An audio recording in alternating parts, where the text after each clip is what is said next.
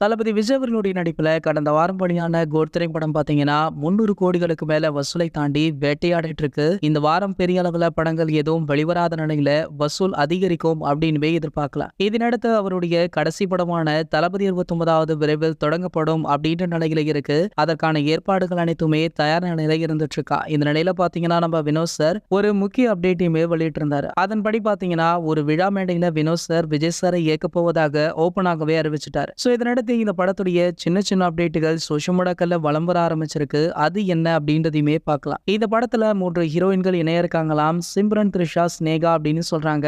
இதற்கிடையில பூஜா ஆக்டிவுமே இந்த படத்துல முக்கிய ரோல் பண்றாங்க அப்படின்ற ஒரு டாக்குமே போயிட்டு இருக்கு. நேத்து இந்த படத்துடைய ப்ரொடக்ஷன் நிறுவனமான கேவிஎன் அதிகாரப்பூர்வமாக தளபதி 69வது படத்தை நாங்க தான் தயாரிக்கிறோம் அப்படின்ற அறிவிப்பை வெளியிட்டு இருந்தாங்க. இதனடுத்து பாத்தீங்கன்னா நாளை இந்த படத்துடைய முக்கியமான அனௌன்ஸ்மெண்ட் வழியாக போகுது அப்படின்ற அறிவிப்பையே வெளியிட்டு இருந்தாங்க. அதன்படி பாத்தீங்கன்னா இன்று காலையிலிருந்தே தளபதி 69 அப்படின்ற இந்த ஹேஷ்டேக் தான் சோஷியல் மீடியாக்கள்ல சம வைரலா போயிட்டு இருக்கு.